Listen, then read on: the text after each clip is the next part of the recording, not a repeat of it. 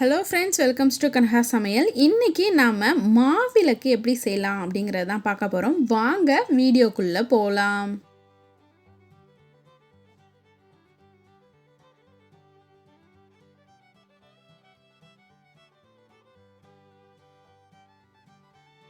மாவிளக்கு செய்கிறதுக்கு நம்ம பச்சரிசி தான் யூஸ் பண்ணணும். இப்போ நான் இந்த மாதிரி ஒரு கப்பால் 2 கப் அளவுக்கு அரிசி எடுத்திருக்கேன். அரிசியை நல்லா வாஷ் பண்ணிவிட்டு நிறைய தண்ணி ஊற்றி ஒரு 20 நிமிஷம் நீங்கள் நல்லா ஊற வச்சுருங்க. அது நல்லா ஊறினதுக்கு அப்புறமா தான் நம்ம தண்ணியை வடிச்சிட்டு இந்த மாவை அரைக்கணும். நல்லா ஊறி இருந்துச்சு அப்படின்னா தான் மாவிளக்கு உங்களுக்கு நல்லா வரும். இப்போ பார்த்தீங்க அப்படின்னா நல்லா ஊறிடுச்சு. இப்போ நம்ம தண்ணி எல்லாத்தையும் வடிகட்டிட்டு இதை ஒரு டவலில் அந்த அரிசியெல்லாம் போட்டு நல்லா உலர்த்தி எடுக்க போகிறோம். தண்ணி வடிகட்டியாச்சு. இப்போது அரிசியை நம்ம நல்லா காஞ்ச துண்டு இருக்கு இல்லையா, அந்த துண்டில் நல்லா பரப்பி விட்டுடலாம். ஃபேன் காற்றுல ஒரு 10 நிமிஷம் நல்லா ஊறிச்சுனாலே அந்த அரிசியில் இருக்கிற தண்ணி எல்லாமே அந்த டவல் உறிஞ்சிடும். அரிசி நல்லா காஞ்சிரும். ரொம்ப உங்களுக்கு ட்ரையாக காயணும்னு இல்லை, அந்த தண்ணி இல்லாமல் அதை நம்ம உலர்த்தி எடுத்துக்கணும்.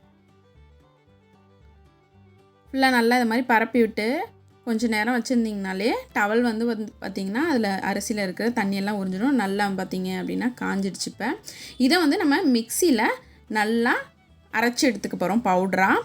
இதிலே நம்ம ஏலக்காய் சேர்த்துட்டோம் அப்படின்னா அதுவும் அந்த அரிசியோடு நல்லா அரைப்பட்டு நல்ல ஃப்ளேவர் சூப்பராக இருக்கும். இப்போ இதை நல்லா அரைச்சி எடுத்தாச்சு. கொஞ்சம் உங்களுக்கு குறைன்னு தான் இருக்கும், ரொம்ப நைஸாக பவுடராலாம் வராது. இருந்தாலும் கட்டி இல்லாமல் நம்ம கொஞ்சம் இந்த மாதிரி சலித்து எடுத்துக்கலாம். கட்டியாக இல்லாமல் இருக்கணுங்கிறதுக்காக இந்த மாதிரி சலித்து நம்ம எடுத்துக்கலாம். இப்போ ஃபுல்லாக சலித்து எடுத்தாச்சு. ஏலக்காவும் நல்லா அதோட அரைப்பட்டுடுச்சு. இப்போ நம்ம இதை ஒரு பாத்திரத்தில் கொட்டிட்டு இதில் ஒரு 2 கப் அளவுக்கு அரிசி எடுத்தோம் இல்லையா, அதே கப்பால் 1 கப் அளவுக்கு நாட்டு சர்க்கரை சேர்த்துக்கலாம். அதாவது 1க்கு பாதி அப்படிங்கிற அளவுக்கு நீங்கள் ஆட் பண்ணாலே போதும். இப்போ நான் நாட்டு சர்க்கரை சேர்த்துருக்கேன். நீங்கள் வெல்லம் சேர்க்குறதா இருந்தாலும் அந்த மாதிரி சேர்த்துக்கலாம்.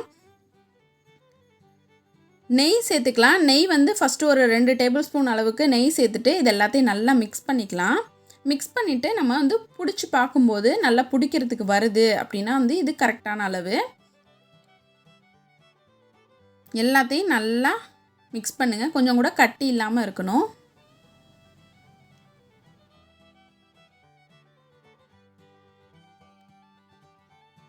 நல்லாவே மிக்ஸ் ஆகிடுச்சு. கொஞ்சம் பிடிக்கவும் வருது. இருந்தாலும் இதில் இன்னும் கொஞ்சமாக நம்ம நெய் சேர்த்துக்கலாம். நெய் சேர்த்து நல்லா பிசைஞ்சிட்டு ஒரு 10 நிமிஷம் இல்லை 1/4 மணி நேரத்துக்கு நீங்கள் அப்படியே வச்சிட்டிங்க அப்படின்னா அந்த அரிசியும் நாட்டு சர்க்கரையும் நல்லா ஒன்றா சேர்ந்துரும். அந்த இதில் மெல்ட் ஆகி நல்லா சேர்ந்துரும். இதை அப்படியே மூடி கொஞ்சம் நேரம் இருக்கட்டும். இப்போ பார்த்தீங்க அப்படின்னா நல்லாவே நாட்டு சர்க்கரையும் அரிசியும் ஒன்றா சேர்ந்துடுச்சு. ஏன்னா அரிசி நம்ம ஊற வச்சு அரைச்சி எடுத்துருக்கோம் இல்லையா, அதில் உள்ள ஈரப்பதம் இந்த நாட்டு சர்க்கரையை சேர்த்து நெய் எல்லாமே சேர்த்ததுனால நல்லா மெல்ட் ஆகி செட் ஆகிடும். இந்த மாதிரி இப்போ உருட்டினீங்க அப்படின்னா நல்லா உங்களுக்கு லட்டு பிடிக்கிற மாதிரி வரும். இந்த ஸ்டேஜில் நம்ம இதை அழகாக 3 பங்காக பிரித்து நல்லா உருட்டி எடுத்து வச்சிடலாம். நாங்களாம் பார்த்திங்க அப்படின்னா 3 தான் செய்வோம் எப்பயுமே. சில பேர் 1 கூட செய்வாங்க. நான் 3 செய்யணுங்கிறதுனால 3 செஞ்சுருக்கோம். அடுத்து பார்த்திங்கன்னா இந்த உரலில் இருக்கிற இந்த உலக்கை இருக்கு இல்லையா, இதை வச்சு தான் ஹோல் நாங்கள் போட்டிருக்கேன் இன்றைக்கி.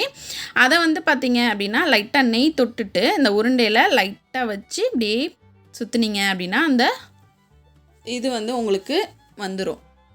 இது இல்லை அப்படின்னா நீங்கள் எலுமிச்சம்பழம் இருக்கு இல்லையா, சின்ன சைஸ் எலுமிச்சம்பழம் இருக்கு இல்லையா, அதை வச்சு கூட நீங்கள் அழகாக இந்த மாதிரி ஹோல் போடலாம். இது பார்த்திங்க அப்படின்னா உங்களுக்கு நெய் கொஞ்சம் ஊற்றி திரி போட்டு ஏற்றுனீங்க அப்படின்னா நல்லா நின்று எரியும் விளக்கு மாதிரியே.